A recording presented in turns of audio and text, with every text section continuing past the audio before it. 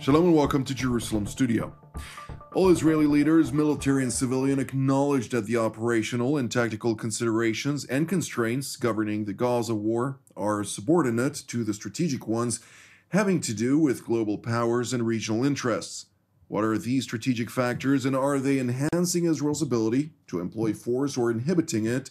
With us to elaborate on this matter, we're joined from the United Kingdom by retired Colonel Joel Rayburn, who is the former U.S. Deputy Assistant Secretary for the Levant and Special Envoy for Syria. Thank you for joining us, sir. Also joining us is Brigadier General in Reserve Yossi Kuperwasser, who is the former Director General of the Ministry for Strategic Affairs here in Israel and the IDF Intelligence Directorate Research and Assessment Commander, as well as currently he's the Director of Middle East Developments at the Jerusalem Center for Public Affairs. Thank you for joining us, General. Thank you for having me. And with me here in the studio is currently sitting in for TV7 Editor-at-Large, Mr. Amir Oren, is Mr. Eran Etzion, who is former Deputy Director of the Israeli National Security Council and an in-house panelist here at TV7. Thank you for joining us. Sure. Could you provide us a broader understanding on the complexities from a strategic perspective to the various developments pertaining to the current crisis, obviously the war here in Israel, but it is much broader and much more intertwined than some may think? Yeah, first of all, what is happening here from a strategic perspective is obviously a tremendous shock to everybody involved.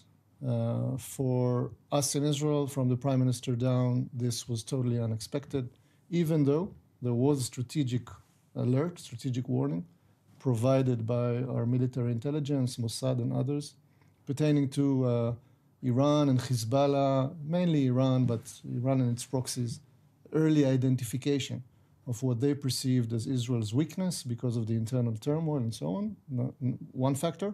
And the other was their intent on trying at least to foil Israeli-Saudi rapprochement. So these two factors were understood, I think, on time, but were not reacted upon. And now we find ourselves, and the Americans, the Europeans, the Chinese, the Russians, finding themselves under surprise conditions, trying to fashion a response. And America has adapted, I think, in the best possible way, in terms of readjusting its strategic posture. Russia, I think, is in a position of essentially, for now, sitting back and enjoying the scene. And they're the only actor, obviously, interested in the widening of the conflict, I think. We'll have to, maybe our guests will have their opinion on what is the Iranian interest here, what is Hezbollah's interest here, and so on. Israel's interest is also in question, and we understand that within the cabinet there is a debate on whether or not there is a strategic opportunity now for Israel to preempt Hezbollah. It's not exactly preemption now, but to initiate the opening of a second front. A proposal that was made to cabinet, according to various reports, and was rejected. But there was a debate on that. So Israel is finding itself in the possibly the worst possible opening conditions for its war with Hamas in Gaza, for a potential war with Hezbollah and possible deterioration to additional fronts in Syria and vis-a-vis Iran and so on, with unprecedented backing by the US, and with the possibility of the widening of the conflict, certainly beyond Gaza and into additional fronts in the Middle East, but also potentially on a global scale because of the Russian position here, their presence in Syria, and a big, huge question mark on China's position. So this is all developing very quickly. The stakes are as high as they can get. And most actors, I think, are trying to adapt and have not adapted yet. I think it is also important to note, with a big question mark about China, that the defense ministry there has confirmed that indeed 5 vessels, war vessels, have been diverted into the Persian Gulf. They're replacing other vessels. A normal presence. Yeah, it's not a special with its naval port in Djibouti, of course, and other assets in the region. But I'd like to ask Colonel Rayburn, of course, before we dive into your assessment of things for me not to get in trouble with your staff, I would like also to highlight that you are the founding director of the American Center for Levant Studies. So I appreciate you taking out of your busy schedule to once again update us on the latest. With regard to the American perspective, where are things currently standing? Obviously, there is much at stake. This is not only an Israeli interest that we're talking about. There are American key strategic interests for the region. It's not oblivious to the Iranian scheme, but nonetheless, it is slow to react to the Iranian angle of things. What can you tell us about that? Well, the U.S. administration still has one foot in deterrence and one foot in détente, or I should say, the U.S. administration has put one foot forward into deterrence and kept one foot in détente. It still, while the Pentagon and Secretary Austin and General Kurilla, the CENTCOM commander, have made very strong and prudent military posture changes to try to increase the deterrent against the Iranian regime and its proxies from escalating the conflict.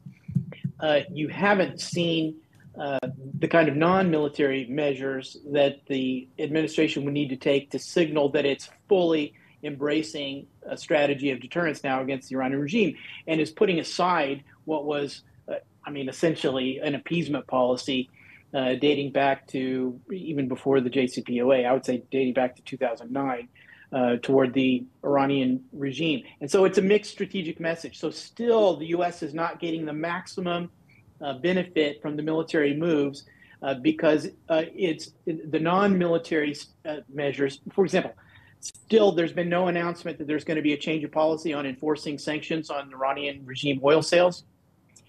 There's no cracking down on funds from the Iraqi government or freezing of dollars that the Iraqi government would pay to the Iranian regime and so on.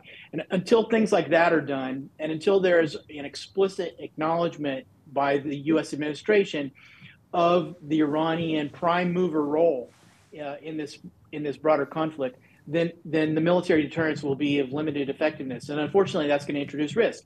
The less effective, the less credible that military deterrent messaging and moves are, then the more likely there's going to be a broader war.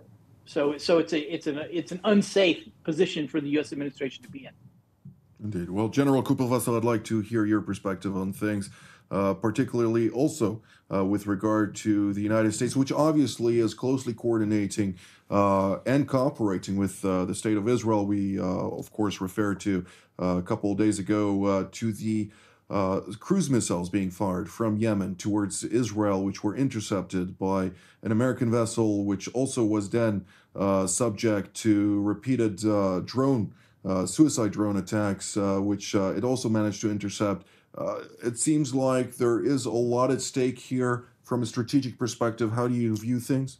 Well, it is a very complicated situation, but we have to go back and see how did we get to this point. And what happened in the last couple of years was that the Western camp facing Iran and its proxies was becoming weaker and weaker. And the fact of the matter was that while Iran was moving towards having the capability to produce nuclear weapons and entering the threshold state, the international community led by the United States did nothing. And later on, when the Iranians started providing UAVs to the Russians for their war in Ukraine, nothing was actually done. And the sanctions relating to the ballistic missiles were taken off, and nothing was done. And the Iranians were strengthening their position in the region, and nothing was done to the extent that Saudi Arabia decided to resume diplomatic relations with Iran, with Chinese sponsorship, and Assad was welcomed again to the Arab fold. This was the situation in this confrontation between Iran and the United States. The feeling was that the Americans are really weak and are not ready to face Iran's ambitions. And the same was the case with another member of the Western camp, which was Israel. It was also very sending signs of weakness. Iran referred to the problems inside Israel in the last year, yes, this was one thing. But even beforehand, with the strange Israeli decision to allow Hezbollah force it into a deal with Lebanon on the gas, in which Israel gave up everything that it stood for the last 10 years in this respect. This was a clear sign of weakness, and that was followed by weakness in answering the provocations of Hezbollah along the year, with the attack in Megiddo and so on and so forth, the 10th. And when the camp of the Western camp was trying to make the first steps in order to change this situation, with promoting the idea of normalization between Israel and Saudi Arabia, it was the time for Hamas to try and do something in order to prevent that and take advantage of the weakness. What happened now was that they had some miscalculations. They believed that the Israeli answer, coming out of this weakness of the camp and of Israel itself, will be limited to another round of atrocities in which Israel is going to bombard Hamas positions until at one point the Hamas will be ready to give up launching rockets, and there's going to be a nice exchange of prisoners that would allow Hamas to have all of its prisoners out of jail, and the equation regarding the siege over Gaza is going to change. This was the Hamas anticipation. They misread the picture, and what happened was that immediately there was a show of unity. I'm not sure if it is a real unity, but at least a show of unity on behalf of Israel. And much more than that, there was the feeling that the penny is falling for the United States, understanding that they have a commitment as leaders of the international order and the leaders of the West to do something in order to make sure that this trend of weakness is going to change.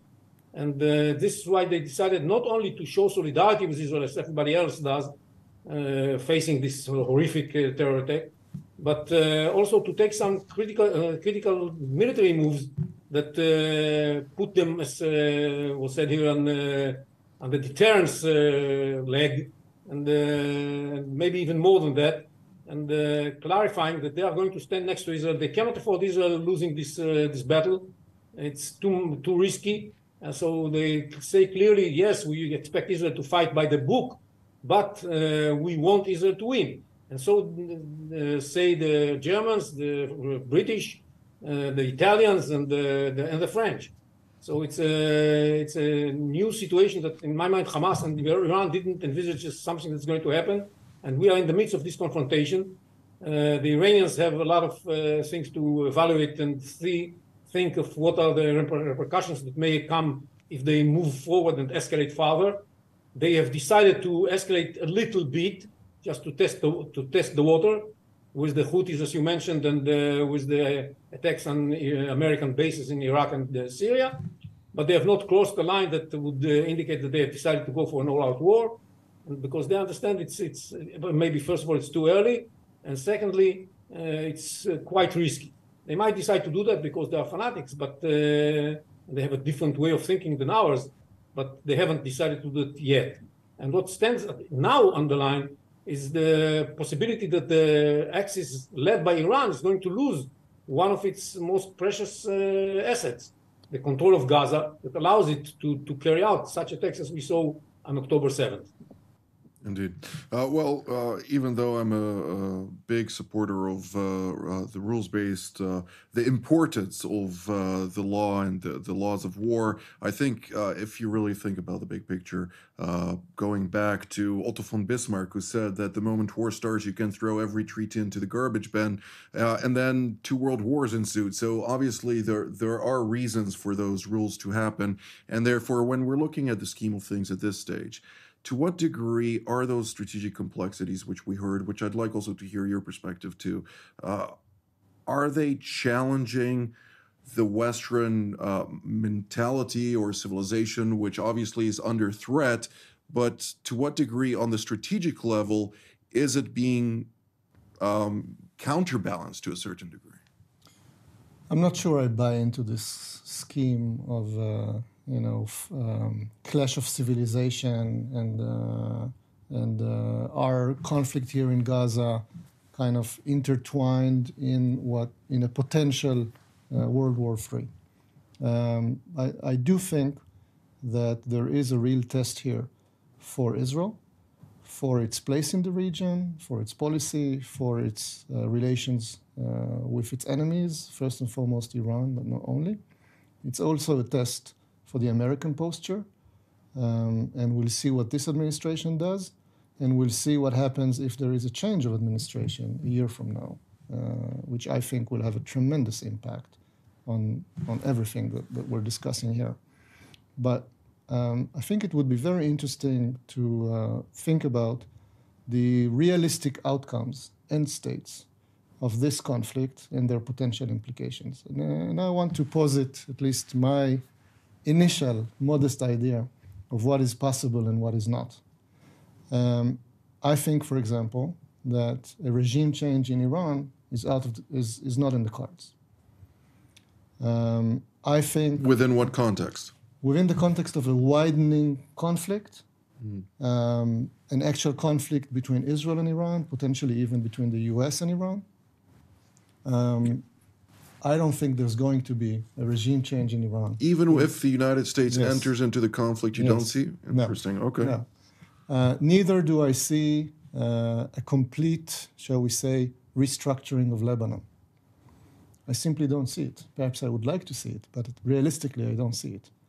Even if there is full-fledged confrontation between Israel and Hezbollah with American involvement, I don't see an end state in which Lebanon is transformed into something totally different from what it is now.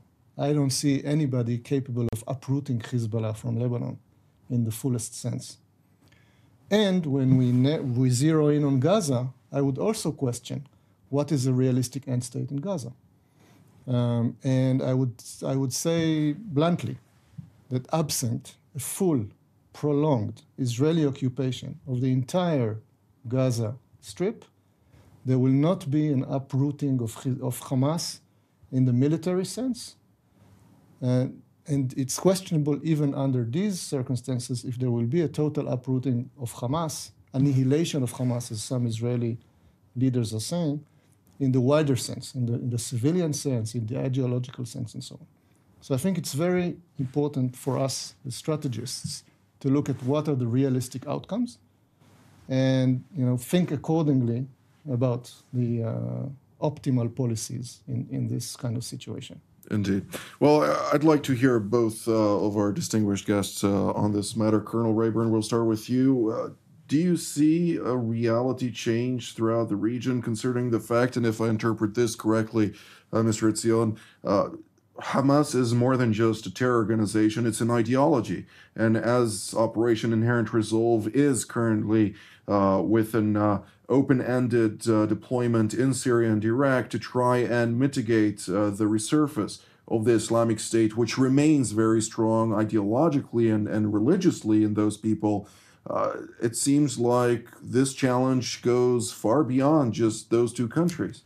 I've been my entire adult life I've been dealing with the post 9/11 Middle East, and I long ago came to believe that ideology doesn't drive the region, and I think that actually the operative thing right now is Iranian power. I think that whether it's the Gaza problem or the Hezbollah and Lebanon problem, or the problem in Syria, or the problem in Iraq, these are driven not by ideology, but by Iranian power, by the the intrusion of the Iranian regime with military deployments, with hard power, soft power, etc., into those countries in an unprecedented way.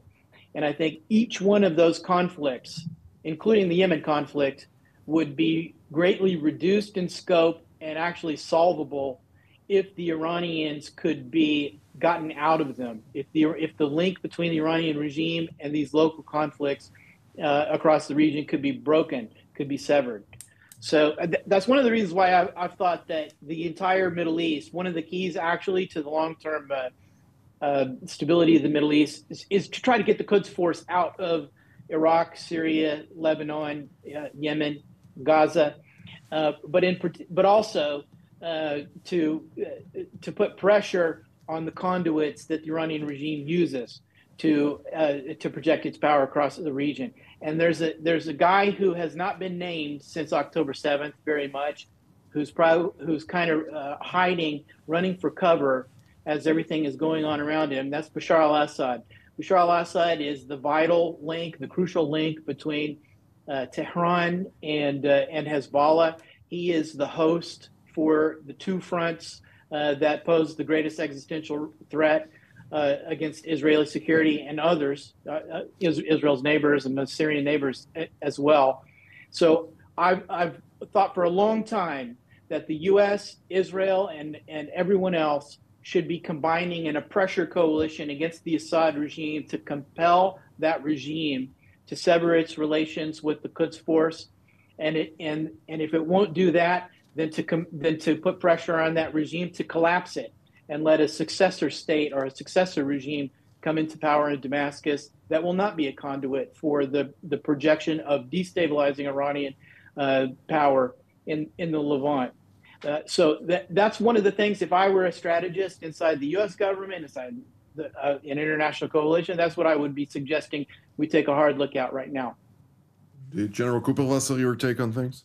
Well, first of all, I agree that it's going to be extremely difficult to change the situation as long as we don't have a different regime in Iran. That's true, and this is the main problem in the Middle East. The way that the Iranians want to shape the region, and they are committed to do so. They are sending weapons all over the place.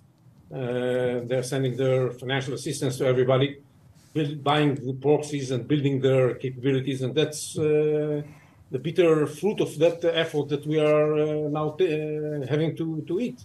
It's and we have to spit it. That's what we have to do with this bitter fruit. Now, at the same time, it's true that it's going to be very difficult to change the situation, both in Iran and in Lebanon, as Eran said. I fully agree with him. I also agree that there's nothing short of full control of Israel of the Gaza Strip in order to make sure that Hamas cannot operate from Gaza, because and that ideology does play a role, because the Palestinians are caught in this narrative of struggle against Zionism until its demise. And whether they support Hamas or they support Fatah, it doesn't really matter, because both are committed to this struggle.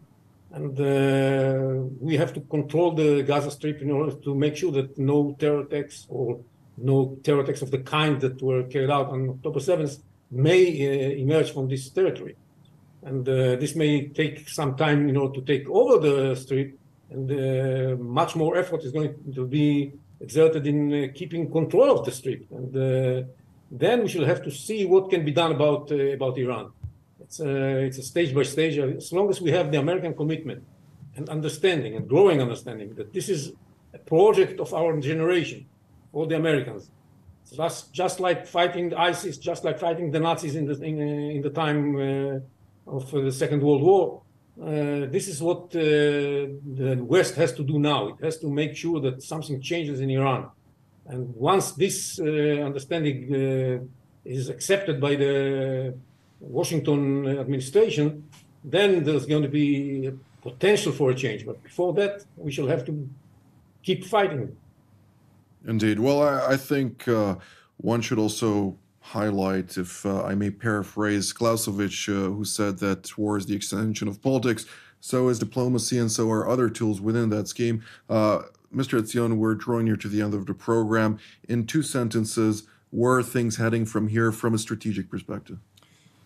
Well, Israel and the U.S. are consulting more closely than ever before about the actual possibilities in Gaza, in the north, in the wider region.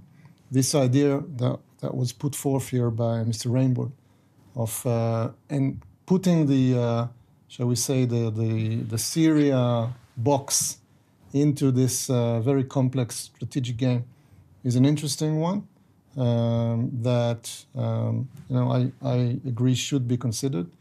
But of course, it's also not a magic stick that's in any way, shape, or form.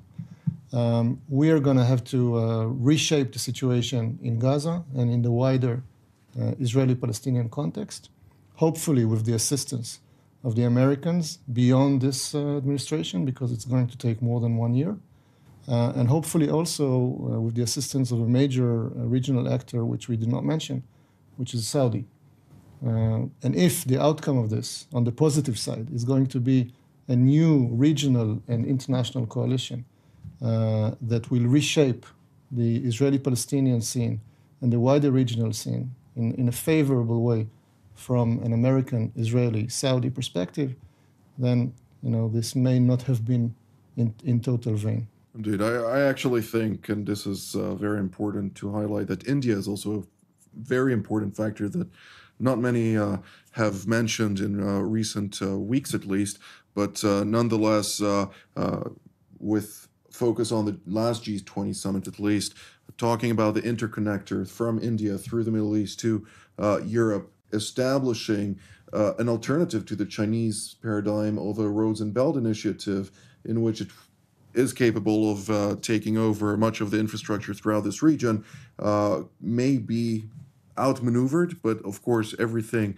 needs to be weighed and considered very diligently. Unfortunately, we ran out of time, so this is all the time that we have for today, and I'd like to take this opportunity to thank Colonel Rayburn, General Kuperwasser, and Mr. Etzion for being part of today's panel as well. And I'd like to thank all of you at home as well. Until our next updates from here in Jerusalem. Shalom.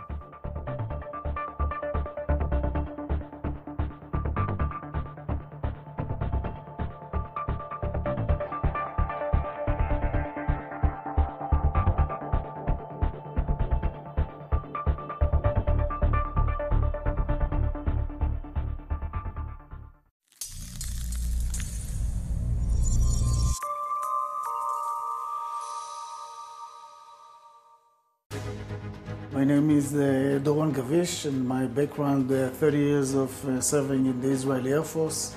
My last job, I was the commander of the Israeli air and missile defense during the introduction of the Iron Dome to the defense of Israel. All of this allows me really to be part of the team here in TV7. It is super important to have such a platform. We talk about the global situation, we talk about Israel, and those different angles which are relevant to the discussion.